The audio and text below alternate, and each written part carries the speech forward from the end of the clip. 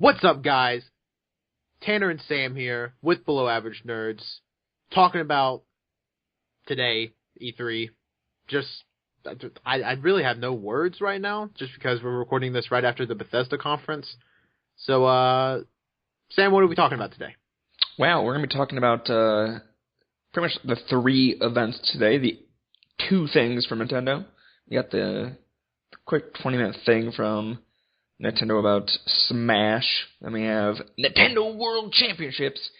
And then, of course, Bethesda's press conference. So yeah, that's what we're going to be chit-chatting about today. Yes, I think we should just dive right in, talk about some Smashing real quick. Starting your Sunday morning with a bang, which is just crazy now that, E3 is starting on Sunday morning. It's like Black Friday. It's moving closer every year. Eventually, it's just going to be the whole month. I'm okay with that. Totally cool with it. But, yeah. So, Smash stuff. Obviously, the two big things in Smash were leaked, and that was Roy and Ryu. They were leaked months ago via data mine, but then Nintendo, for some reason, had the videos unlisted. So it was, actually, I don't think it was Nintendo that had them unlisted. I think it was another channel, but whatever. But I still thought it was a very well done little 18-minute thing. It got, clutter out of the way, so there's not going to be a ton of Smash Brothers stuff at the Direct. I'm sure there's still going to be a little bit. But, Sam, I was excited about the Amiibo just because, I'm a tool and, we'll buy all of them. So, what did you like about the Nintendo Smash thingy-mabob? I liked the new Mii Fighter costumes, which was weird, I guess, to say, but I liked those. I thought it was real cool. I don't play a lot of Smash since I don't have a Wii U, but they just add a whole new sort of flavor, I guess, to these characters. Yeah. The Zero costume, the Mega Man costume, and the Hayachi from Tekken costume. Yeah. So that one kind of surprised me. Yeah, I thought it was just kind of crazy how it was like, hey, here's all these random characters from, they had the Virtua Fighter character, the Tekken character, they had they had Inkling Boy, Inkling Girl, Isabella, which is just weird, or Isabelle, excuse me.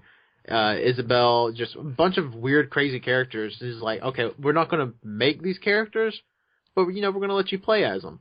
And then, Roy, Ryu, Lucas all dropped today, as well as Dreamland 64, the Miiverse map, a ton of content. It crashed the eShop. It may still be down, for all I know.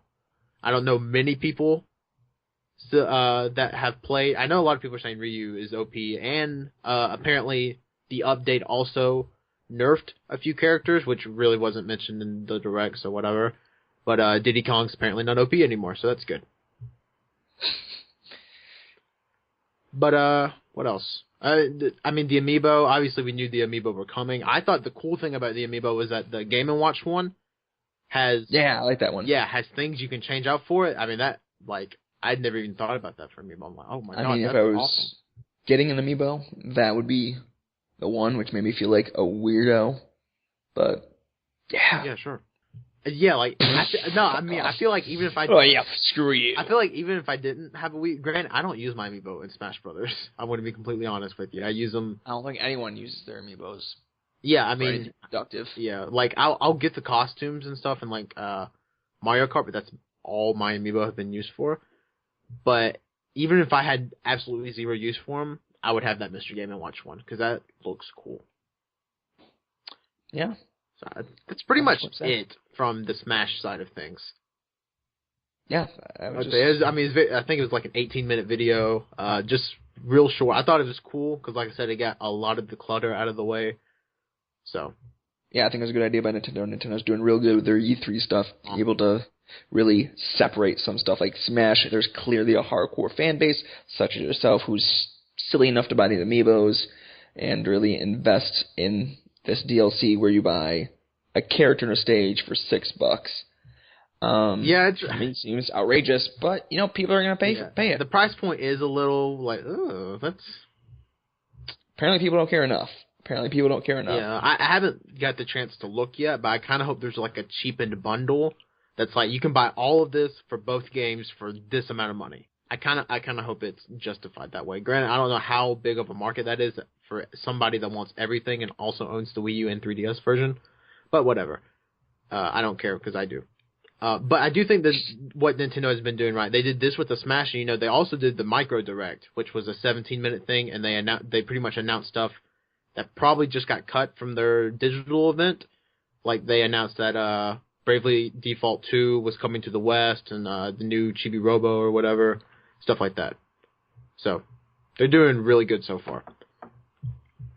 Then we had the World Championships. Sam, I know you were live tweeting it on the Twitter account, so how about you just run us through it, how you felt and stuff. Well, I thought the system that they went to go about the whole tournament was a little convoluted, but then once we got all into stuff and we started getting past the first couple rounds, Nintendo World Championship was one of my favorite new things for E3 this year. Just right off the bat. It was just a ton of fun. They introduced a new game. They really showed off Super Mario Maker, which I think we'll probably talk about. Yeah.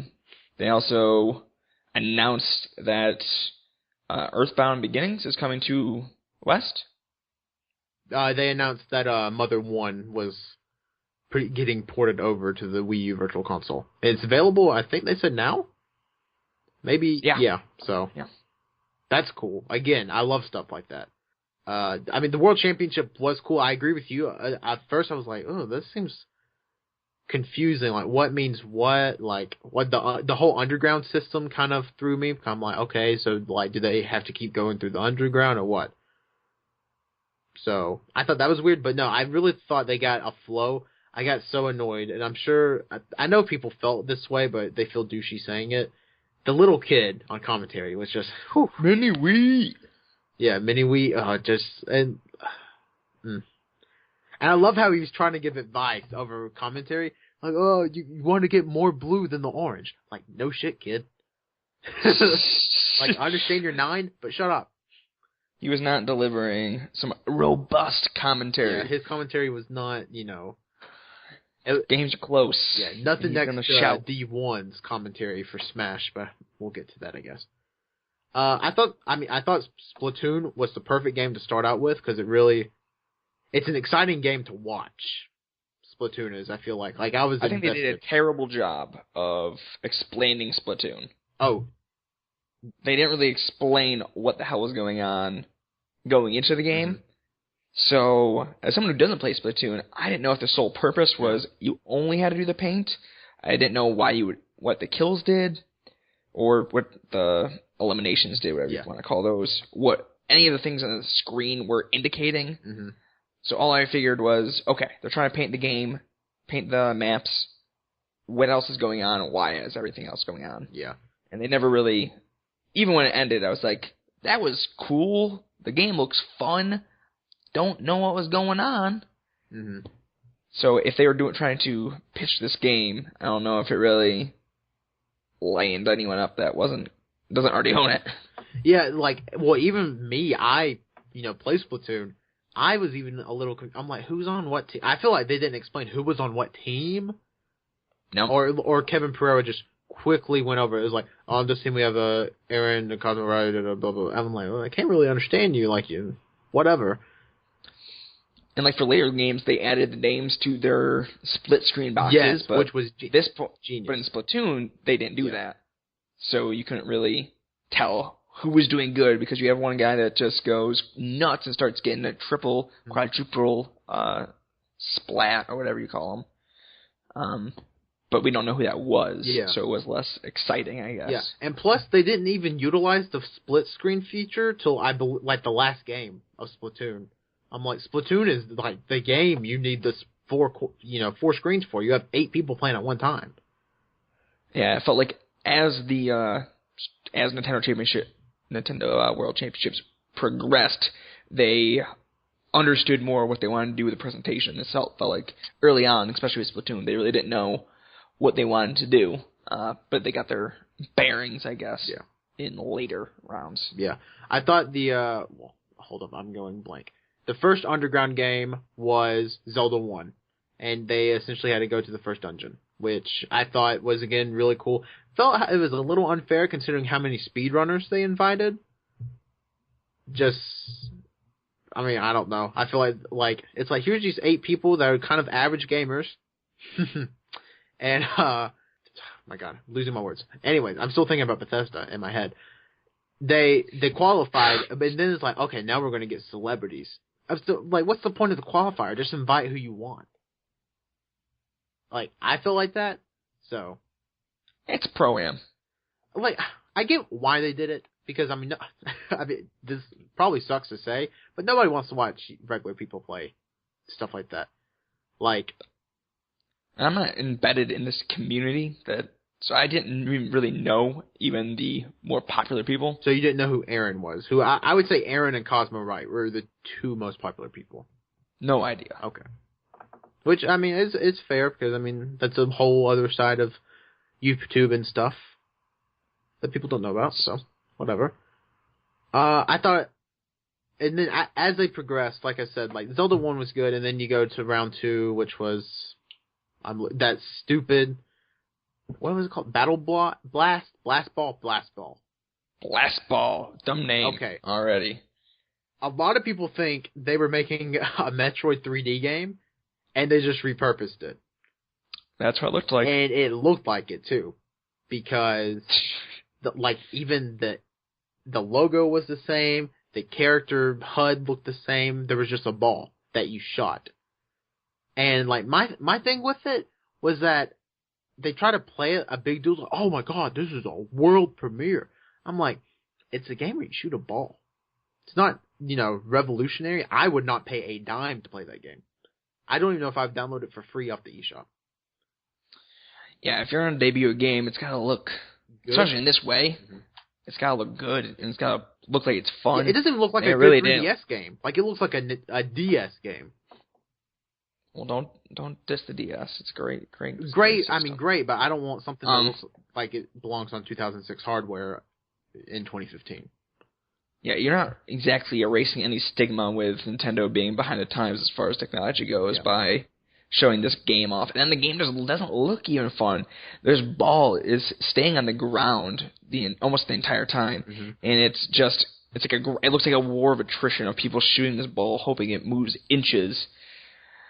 I just don't know what Nintendo was thinking, if they thought this was going to come off better than it did. But yeah, this is not the best part of the World Championships. Oh, definitely not. Like that kind of like slowed my momentum down. Like I was like, I'm gonna go make something to eat and go do stuff. Well, like I just kind of left because it was bad. And then you go to round. What do you remember what they played in the underground after round 2? Super Metroid. Oh yeah, you're right. Okay, that I also missed that part. So do you want to? Super Metroid was fun because they got down to the final 2 of that round, underground round, and then everyone else had died, so you knew as only one of these 2 people, and then they actually made it to the end, which was kind of exciting. That's when I think Nintendo World Championships really picked up, started moving in the right direction. Yeah, because when I got back, they were like, okay, time for some Mario Kart. I love Mario Kart. So, I mean, it was just cool. 200cc on those maps is just insane. Take it from somebody that's played 200cc on those maps. It's crazy. So, I mean, I just thought it was fun. I definitely thought the second group of players were much better than the first group. Because the first groups were constantly getting like, 8th place, 9th place, 12th place. First group, I think they had one round where they went first, second, third, fourth. I was like, oh. Yeah, okay. First game. Or you have to jump. Yeah. So I was like, oh, okay, these people know what they're doing. And like the other group were just kind of like, oh, I love the Smash Brothers, haha.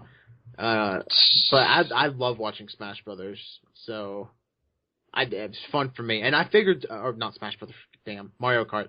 And I knew Mario Kart was probably going to be in it in some capacity, because why wouldn't it be?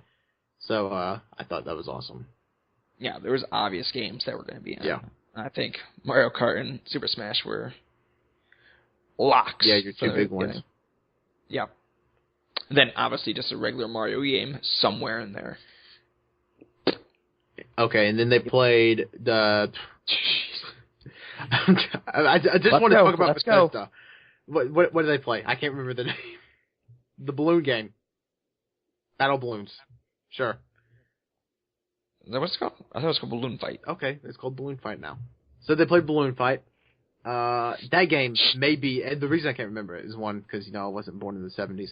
Two, is because... 84, I think. Whatever. Two, that game may be the most boring game I've ever watched. What? It looks a lot. It has a very similar premise to a lot of the games from 2014 even. Does it? Yeah. Like what? Like, what's it called? Flappy Bird? Flappy Birds. Yeah. Well, I mean, yeah, I can see that, but again... The premise is there. Yeah, I guess, but I mean... Bull crap, you get whatever. Yeah. I mean... Okay, I take that back. It was the second most boring game to watch, because the first one was definitely that Blast Ball game. Blast Ball! Yeah, I'd much rather watch Balloon Fight every day of the week than some Blast. The next game of the year. Oh, yeah, probably. New 3DS exclusive. Blowing everyone's minds. Yeah. Then they moved to Smash, and, Shulk dominated it. I don't see how Cosmo Wright pulled it out playing as Roy, because he was a terrible Roy. Oh. That's a hot take. That's not a hot take, it was true. I really don't see how he won. I guess he came in second place that, second game, and I mean, that saved him, obviously, because he tied for third, then he came in second, and the person that was in second the first game got in fourth. So, I guess he just kind of stood in the corner and got kills where he could. I think he ended the round +1, which I was like, how did that happen? Because everybody was focusing on Shulk and Toon Link, who really the fight was between, and then, Shulk just dominated Toon Link the whole time. Yeah. It wasn't pretty. Yeah, I mean... Yeah, I don't think Super Smash was that fun to watch, but... Oh, I love watching Super Smash. I think this was that fun of Super Smash. It just kind of felt one-sided at times. Yeah. I guess we can also talk about Reggie versus Hungry Box. What an amazing moment that was. That was... Just the preview video. Yeah. Just kills it. I remember seeing that last year in the Skype call I was in. They were talking about it, like, last week. They were like, oh, didn't Reggie say something about playing at E3 next year? I was like, yeah, but that was against Hungry Box, and Hungry Box didn't get invited to the World Championship, so that's probably not going to happen. Then it totally happened, and then Reggie got his ass kicked. He may be the worst Smash player I've ever seen in my life. Granted, I mean, who knows, it could have all been for, publicity, but good lord. Like, some of that stuff looked very unintentional. Yeah, I think you have to... I don't think you can try and be that bad, even. Yeah. You're just that bad if you were doing that. Within the first 5 seconds of the game, like, he moved, and he's playing as Ryu, and Hungry Box is, of course, Jigglypuff. He moves towards Hungry Box, and the Jigglypuff just throws Ryu off the stage. Like, this is within 5 seconds of the match. I think we're overestimating. The 5 seconds? No, yes, that too. With the, obviously, Jigglypuff. Hungry Box is known to play Jigglypuff. Well, thank you, but if people don't know who Hungry Box is from the get-go... My bad. You are insinuating a lot of deep-cut Nintendo knowledge. Listen, people should know about their Nintendos. He was... Okay, whatever. He was playing as Jigglypuff, and he was destroying his Jigglypuff. What?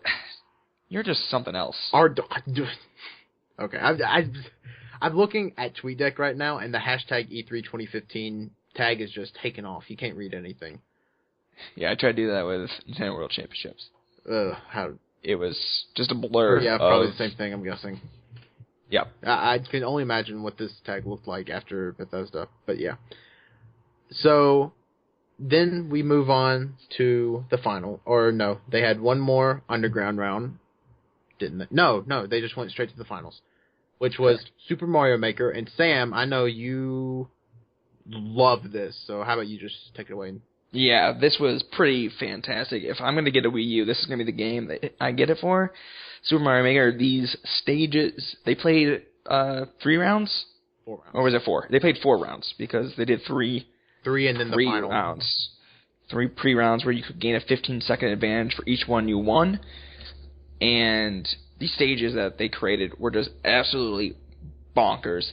There was question mark blocks that were popping up hammer turtles. It was just nutso wacko.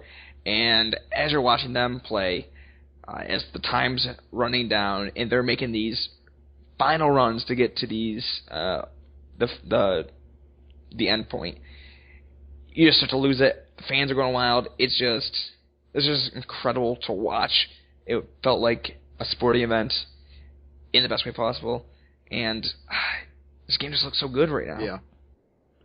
Definitely the best advertising they could have done for that game was playing it there. Because that was like some straight out of like some Kaizo stuff, some Super Mario Kaizo, which if you don't know is a really hard hack of Super Mario Brothers. It looked insane what some of those Treehouse guys came up with. Like, because I was thinking, okay, it's probably going to get progressively harder. And, the last one's probably going to be semi-hard. No. First one was like busting balls. And then second one, busting balls. Third one, busting balls. The final was perhaps the ultimate ball buster. And it was just crazy watching these guys play because, obviously they were playing these levels for the first time and you're just like, what are they doing? Like, I was kind of in shock. And then the fact that once you get to the final round, that Cosmo Wright, who is arguably one of the best speedrunners in the world, owns, or he did own, like, the Wind Waker world record, and I'm pretty sure he had the Super Mario 64 world record at one point. It's just crazy, and he couldn't wall jump. I'm like, wow. Like, I just found, like, the sweetest form of irony in that because, I'm a sick and twisted individual. I was like, this, reverend, video game player can't do wall jumps. I just thought there was some kind of sweet justice in that. And what did you think about Miyamoto coming out at the end and pretty much just being like, oh, thanks, here's your 3DSs.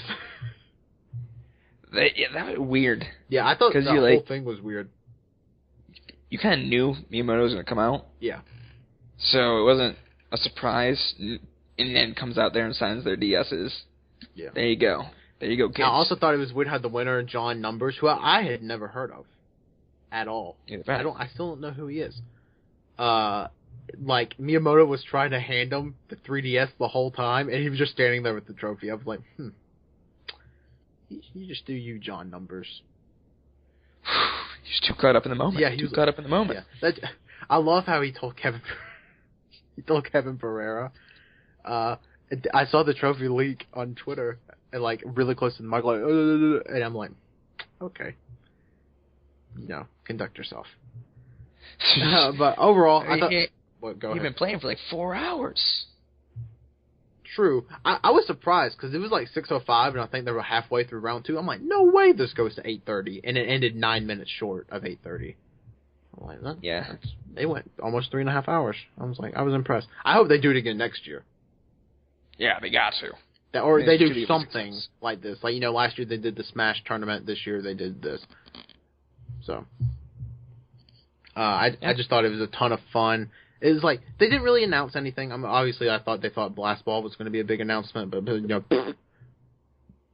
they could not have thought Blast Ball was going to be a big announcement. They should announce, this is available for free and you can download it today. That would have been okay. That would have been cool. But better than what we got. Yeah, we got, here's this the game called Blast Ball that looks really bad. But yeah, it was just a fun pre-E3 thing. Like I said, it's not like a conference or like a, and one more thing. So I thought it was really cool. So, and obviously you don't own a Wii U, and, they practically sold you on one with Super Mario Maker, so they did something right. Yeah, this was a great, prelude into the E3 festivities where you're going to get all these announcements and stuff. This is just good fun, reminding you why you like the games, period. So, yeah, just tons of fun stuff. And then we get to our first conference, Bethesda. Open it up with some Doom single-player gameplay. So, Sam, what did you think of that? Doom looked a lot like Doom, Yeah. If you're expecting like original lots of violence. Well, yeah, sure. Yeah, I thought it was more linear than, like Doom 3. Yeah. Who cares about Doom 3? Oh, no one. I was just saying. This looked like a much-needed... Here's a flashlight. Yeah. No. Yeah, it looks like what you expect Doom to look like in the best way possible. Lots of blood, lots of big explosions, lots of tearing people apart with saws, shotguns, whatever. Yes. It was like, we were in the Skype call, and we were just like, whoa, whoa, whoa! It's like, we were reacting like the audience was. We were like, this is so cool! Just all this random stuff is like, especially when he pulled, like, the bottom jaw off, I was just like, oh my god, I need this in my life right now. And then they showed the little multiplayer preview, and they're like, oh, that's cool, so that's probably enough of Doom. And they're like, oh, wait, we have something else for you. And they showed this feature called Doom Snap Map, which is essentially like a more fledged out version of Halo Forge, which essentially lets you create your own game modes, or game maps. This looks like it lets you make your own maps and game modes, without having to do weird stuff. Like, it looks like it's kind of native in the game, which I think is really cool. Oh yeah, they got me a bit excited. Just these new ways to play video games is always, I think, interesting. And being able to create, I think that's been something that doesn't feel like enough companies have really jumped back into. It seems like Little Big Planet and Project Sparks, you get stuff like that pop up every once in a while, but it seems like we're back in that push if Doom is doing it now in 2015. Yeah, so excited. It's kind of weird that Doom is kind of like ahead of the times right now. Just, considering it's Doom. I thought it was cool how they were like, here's a horde mode, and here's a mode, they were like, it's a credit system, but it's totally killing floor. Which I thought was, awesome. It's like, here's a classic 4-player deathmatch. I'm just like, that's so cool. And plus they have, their own modes in the game, which, again, it's just like, I can't really describe Doom other than cool. And then they showed the single-player stuff in Hell, which was just insane to me. Just, like, it looked so fluid, and everything just flowed together, and, like, nothing bad. So. Doom, the best way to explain Doom is Doom with a lot of bells and whistles for modes. Yeah. That's not a bad thing. It's going to be like, you're like, wow, this game has a lot of stuff, to do in it. So you shouldn't get bored. It's pretty much, I feel like Doom's more marketed towards, okay, so you don't have, like, a proper FPS like this to play. Like, I mean, because, there hasn't been any Gears yet. So pretty much all you have is your Call of Duty and, like, Titanfall. So I feel like this is, like, for those people that want blood and guts and gore and stuff. So I guess we'll see. I mean, I hope it would be. Yeah, I mean, I don't know how much bloodier you can make it. I don't think you can. Yeah. There's literally more blood. Unless it started raining from the sky, which may happen. Yeah, I'm about to say that. We do not know that that's not in the game. Yeah, so, I mean, that could totally be further in hell. And the way they ended it with you fighting that whatever that thing was was cool. So, that got me off on a good note. Because I literally said before the press conference started, I was like, oh yeah, I have a Doom beta code if anybody, like, wants it, because it came with Wolfenstein. And then I saw that, I was like, yeah, never mind. I'm keeping that. And so then they just, flowed. This conference flowed really well. Like, they went from one subject to another. I don't want to say quickly, because I told they it wasn't quick. But they did it in a way where you didn't really notice. It was just like, okay, he's done. Now here's new guys. Then they did Dishonored next. Or did they do Elder Scrolls? Let's say they did Dishonored next. No, they did Elder Scrolls. They did Elder Scrolls next. They showed Elder Scrolls Online stuff, which, from what I've heard, Elder Scrolls Online is just complete and utter ass. I can't speak for myself, because I refuse to buy it. But, whatever. I know there's people that love it, but I know a lot more people that hate it. So, what'd you think of what they showed, which was, I mean, it did nothing for me. Yeah, I don't know why we need to probably spend time on the MMO that no one really wants to play. Yeah, that just went free to play. Just went free to play. Yeah. That's sure to recommend. So, whatever. On to Dishonored 2, which, was it, like, did you play Dishonored 1? Yes. Okay. I didn't finish it, but I played a good bit of it. This game looks a lot different. It kind of looks like they've implemented new features, such as the darkness. It kind of looks like Darksiders. Have you ever played Darksiders? Darksiders 2? Yes. Okay. Kind of looks like that, where you kind of, like, utilize shadow. I don't know. It was weird. like utilize shadows, and like the first part of it kind of looked like Mirror's Edge in a way, where you were parkouring around. I thought that was really cool. And I think we should note that we didn't see really any gameplay. Yeah, we didn't see gameplay, so I mean this could totally all be crap. But the CGI was very pretty. Yeah, I'm sure this isn't far from what the game looks like. Yeah, I'm sure they wouldn't be showing this and be like, yeah, this game's going to look nothing like it, because I don't know. But we'll see, of course. I thought it looked... Well, again, it's a pre-rendered trailer, so I think you gotta keep that in mind when you're looking at this. Yeah. It's hard to really say this game's going to be much different, because we don't know how any of what it's going to look like. Yeah, and I feel like Bethesda's not one of those companies that's going to be like, this game's going to look awesome, and then it looks like shit like Watch Dogs. No. Because obviously, I mean, just the way that... We'll get to it. Anyways, and then they do their Dishonored 2 stuff, which, is cool, and, 2 playable protagonists, so you essentially you can do 2 totally different stories. And I love how they say you can get through the game without killing a single person. Like, yeah, I'm like, that's really cool. I would never do that, because, I mean, I do not have enough patience. I'm going to kill everything I see. Did you say that the 2 characters, one's male, one female? Yes. Okay. I didn't. Cheers. Okay. Yeah. Cool. One's male and one's female. And then they kind of cut away to this weird thing. They're like, hey, we're doing an Elder Scrolls card game called Elder Scrolls Legends. And I don't know much about Elder Scrolls lore, but none of those things I've ever seen in, like, Skyrim or Oblivion, which is about my extent of knowledge for those things.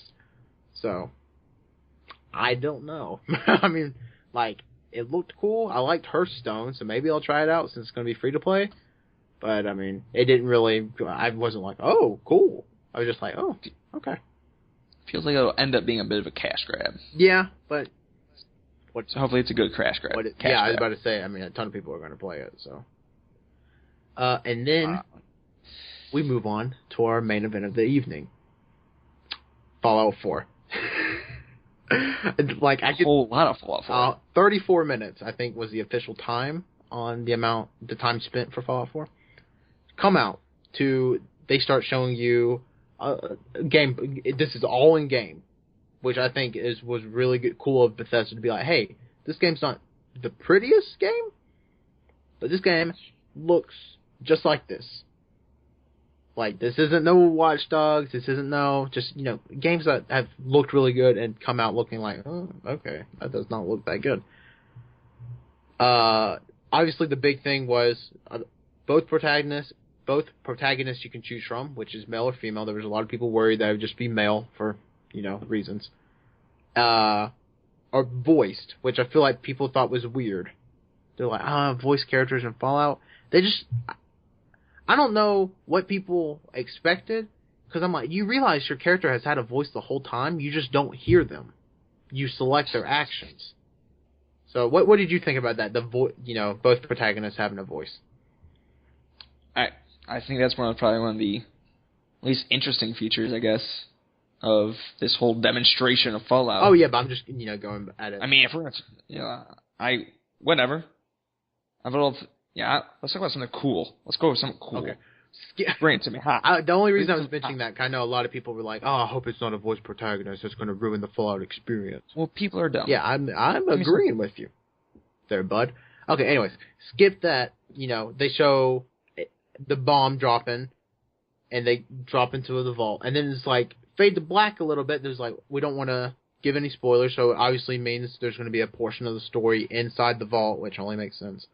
And then the vault opens, and boom, you're 200 years in the future. How does that happen? You don't know. Yeah. So then you start talking to your robot, and it's like, oh, I haven't seen you in 200 years. You're 200 years late to dinner. And it's like, oh, haha. So... I got real annoyed. Real annoyed. How is that going to happen? I want to know. Yeah. You can't just say, we're not going to tell you story elements, and then tell me that I'm 200 years in the future. Yeah. And look exactly the same, so... Exactly.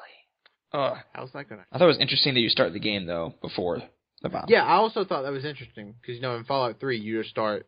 I mean, you come out of the womb, your mom dies or whatever, and then, boom, you're in the vault for the beginning of the game. And there's also the character creation.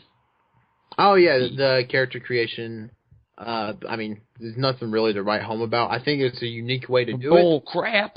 bull crap. That's not something to write home about. Is it? No sliders. No sliders. Well, this is a new world we're living in. Yeah, I guess. You're over here telling me about voices, and we're not going to talk about no sliders. Well, you said get the interesting stuff. No sliders is very interesting. Okay. It outranks voice by like 1,000,000. Well, I was gonna. You just sculpt a face. You just sculpt a face. Oh, okay. It is cool. They sculpt a black man right in front of us. You know what's really going to be incredible. cool? If I can use my touchpad to expand stuff, and I don't even have to use triggers.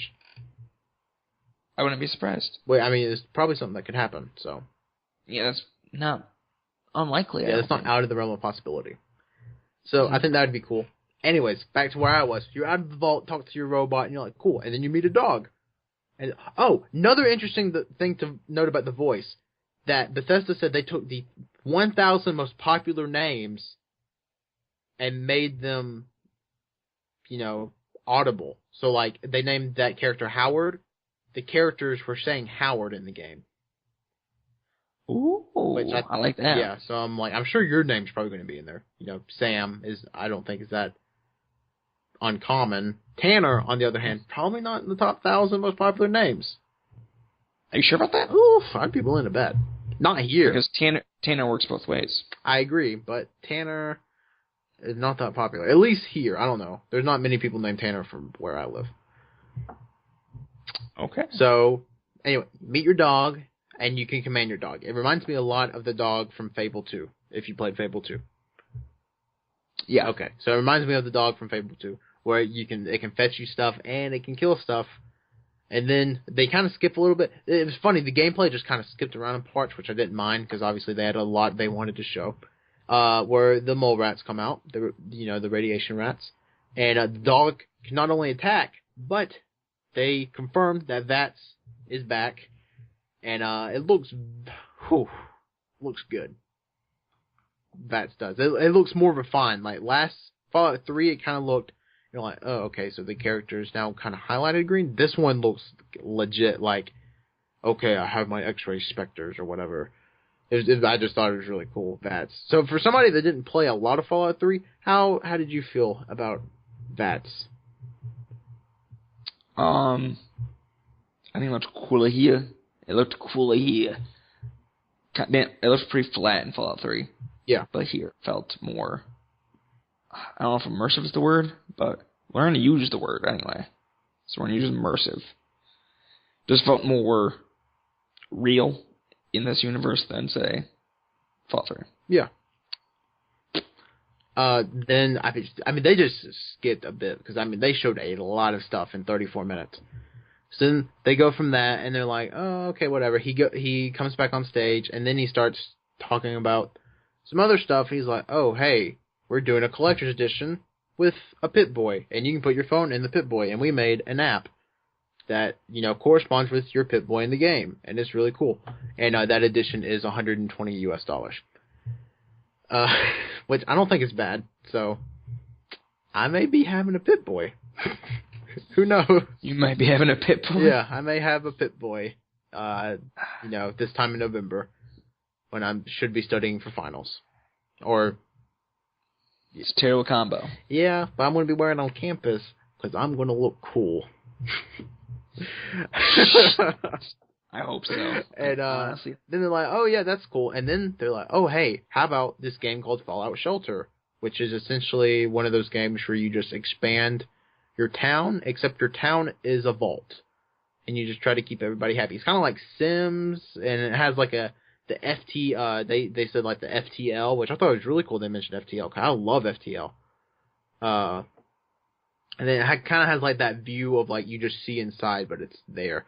And, like, it's just cool. It's just, there's so much stuff. Like, you're like, oh my god, Bethesda hasn't done anything. And they're doing everything at the same time. Yeah, it's like a little town simulation game where you get intervene with their lives, make sure everything's going swell, and run the vault smooth. You're what's the term for the Overwatcher?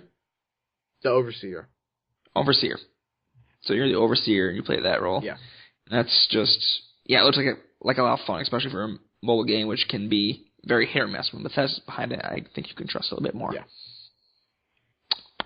So, and then they went and they did a little. Oh, and then they were like, here's something cool, and they showed a crafting element in Fallout 4. And at first, they showed it with houses, and you can build yourself housing and essentially make yourself. It looked like small communities and such. They didn't really just go in too much detail. I'm sure they want the player to, experience it for themselves. But it'd be cool if you can build houses and like essentially build yourself a little army of people, I think. And it looked like you can because there was raiders attacking a town, and there was like it was kind of like a tower defensey thing where you could set up like traps and stuff in case raiders did come. So I thought that was cool. So what did you think about that? Because that's something totally new to the universe of Fallout. So yeah, I love the idea of crafting these towns out of this scrap you're pulling off the ground. You can tear down these houses and then build something up completely different and decorate them. You need that decor, that post-apocalyptic decor. Yep, no roof. No roof, just bathing in the sun. Looks like there's a lot of customization, a lot of creating this town. I don't know if you can do this everywhere or what have you, but it looks quite interesting. I want to see how it plays out in the actual game, but then they did a little montage of places that have been built, and looking real cool. Yeah. Looking like real special stuff. Yeah, it definitely looked very unique, I thought. Like, it kind of looked like Rust. I'm sure you've seen something about Rust. Yeah. It kind of looked like that a little bit, but better, because this was Fallout. Like, I don't mean to sound like that, but it's Fallout, come on. And then they were like, oh, hey, we also have this thing where you can make guns and, like, craft weapons and stuff. Like, it looks straight out of Dead Rising. I'm like, okay, so they're essentially absorbing all the cool shit from all these good games and molding it into the perfect game that you're going to waste your entire life in. Because, I mean, they were building everything. Like, they were like, here's a bat. And it was like, here's a bat with barbed wire. Here's a bat with nails. Here's a bat with chainsaws. Here's a metal bat with chainsaws. It was crazy how much stuff they're doing. Yeah, there's going to be near endless possibilities for these weapons, and I just can't wait to mess around with it. And then I thought one of the coolest things was like, here's an armor set fully customizable. I'm like, oh shit, I'm going to have a stormtrooper in Fallout. That was literally the first thing I thought of, and I'm not changing my mind. I'm being a stormtrooper. With just everything. And, Fallout's one of those games that when I played it the first time, Fallout 3, I played it because I'd heard Adam Sessler, surprisingly enough, talk so much hype about it on XPlay. So I'm like, I have to check this game out. So I bought it, and I was blown away by it. Like, it was one of those games I was just like, wow. Like, this is actually a thing. And Fallout 4 kind of, gave me that stuttery feel again. I'm just like, wow, this is totally a thing. Like, it's crazy. It takes Fallout 3, and then even raises the bar. Yeah. And we haven't even gotten into able to see the world and how they built that up, which I'm sure is going to be top-notch as well. Yeah, like, they essentially stayed in one little corner. And did you see all that concept art? Just, oh my, like, I mean, it gets you worked up. It gets you worked up. It really does. Just looking like, at it. If I smoked, I would have needed a cigarette after this Fallout 4 presentation. And then, icing on the cake, they're just like, hey, let's show you a montage of some of this cool stuff. And, like, you're in a helicopter, and you have a jetpack, and you have all these other cool guns, and, like, you're just beating shit up. You're shooting a teddy bear for some reason. And it's just like, what? Like, this is what they've been doing. Yeah, I love the callback to Fallout 3, because I think the teddy bear was one of the more talked about pieces of ammo. It just looks like completely bonkers stuff that you want to play right now. And combat wasn't a very strong part of Fallout 3. No, it looks like combat in Fallout 3 was kind of like shoot vats, shoot vats, or vats, and you were fine. You feel like, maybe I can get optimistic. Yeah. Looking at Fallout 4. Yeah, like, I feel like with Fallout 4, you're like, okay, there may be some challenge here. Because, I mean, the one fight scene I was talking about, they were in like a town, like shooting out, and there was people in houses. Part of me was like, I wonder if that's like a random event that's like these raiders just come along, because they can do that in Fallout 3. These raiders just came along, and the AI is so smart they can take the houses over for themselves and like use it as a base and use that town as a base, and you essentially take over their siege. So I think that would be awesome. Again, maybe I'm looking too far into it, but it would be awesome. No, I wouldn't be shocked if that's... Yeah, I mean, it could totally be a thing. If anybody's going to do it, it's going to be Bethesda. So I think Lord of the Rings, Shadows of Mordor really opened my eyes to people... doing that with AI. Developers really getting into the minds of AI and how we can craft a world based around these smart AI who really adapts to the world like you would adapt to the world. Yeah. I think Fallout 4 could do that. And then the very icing, imagine you have a cake, icing, and they're like, oh, wait, we just found this extra bag of icing. Do you want extra icing? And you're like, of course I want extra icing.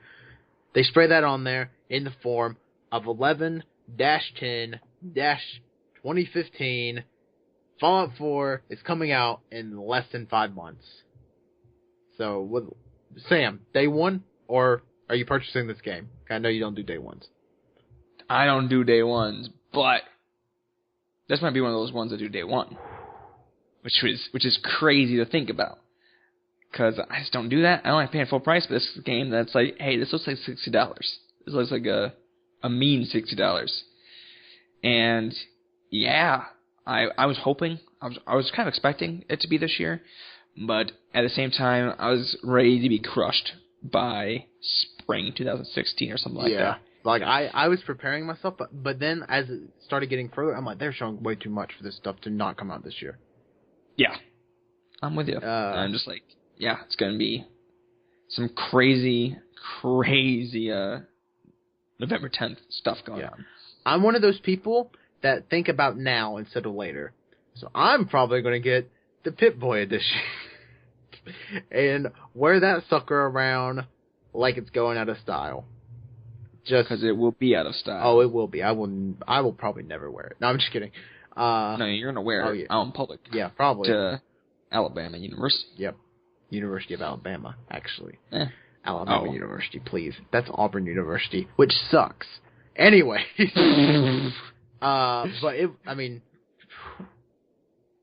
Just wow. Like, 2 months ago, we didn't know Bethesda was having a press conference. We didn't know the World Championships were back. We didn't know Roy and Ryu were going to be in Smash. And after today, this shouldn't even be happening. We should be preparing for tomorrow. And there's this. Just, what'd you think about today as like a appetizer for the rest of the week? I don't think you can get a better appetizer. This is like mott sticks in buffalo sauce wrapped in bacon. Sure. That's my dream right there. I just cried a little thinking about it. I think Nintendo World Championship is that fun. Oh my, video games are cool. And then Bethesda Fallout 4 makes you just want November 10th to get here now. Yeah. But then you gotta get ready for tomorrow, because tomorrow's just another big day. Yep, I mean, tomorrow we have Microsoft in the morning, EA EA in the afternoon, Ubisoft kind of that nightcap, and then you got Sony as your Monday night main event. And it's just going to be... Is that how nightcaps work? Well, I feel like a nightcap late afternoon cap, I should have said, I guess. Oh, okay. Because it starts at 4:45 my time, I think. No, maybe? I don't know what time it starts. 4:45 sounds right. My time. So, I guess that's about it for us. Yeah. For day... What is this? Day 1? Day 0? Is this day 0? That's called day -1. Day negative... So tomorrow's day 0? Just 0 never happens. How does 0 never happen? 0's not a number. This is day 0. But technically 0 isn't a number, if you really think about it. Sure, but this is day 0. Oh, okay. You're hearing me. Just need to sound more crazy. Yeah, this is day 0. Ooh. Doesn't exist. Say what? Anyways, I'm so excited for tomorrow now. Like, even though I don't own an Xbox, and Ubisoft has tried their damnedest to let me down, They want to make it bored out of you. Goddamn. They want to make it right. They got so much exciting stuff tomorrow. It's just Assassin's Creed. Wall to wall. Here's Assassin's Creed, and EA's going to be like, "Hey guys, I hope you like sports." It's just, yeah. I tell you what though, Racing. If EA bought back NCAA, I wouldn't mind a sports montage, but they can't because the colleges got mad, or NCAA got mad rather. Stupid college athletes thinking they deserve to get paid. Well, yeah. Well, no, I don't think the NCAA is that mad. I think players. Well, that's a conversation for another day. On a non-video game podcast. Maybe. So yeah, Sam, any last words? Nope. Or any... None. Pluggy doos? Nothing. None? Nothing. No pluggy doos. Okay. You can follow us all week at Below AVG Nerds. You can also visit our WordPress, which is just belowaveragenerds.wordpress.com. We'll be doing a few sporadic posts, but mostly we'll just be, reminding you, like, hey, we got a podcast, here you go, putting up our posts. We'll be live tweeting certain conferences. I know I will be doing EA. Sam will be doing Ubisoft, and then I will be doing Square Enix on Tuesday. So follow along for some witty banter on the Below Average Nerds Twitter page. And I guess that's it. Anything else? On the Twitter gimmick, you can follow me at SammyJ_D. That'd be it for me. We got just some stuff coming up this week and hammering it out. Yep. And you can follow me at Tanner1495, and I think that's what we call a wrap. See you tomorrow.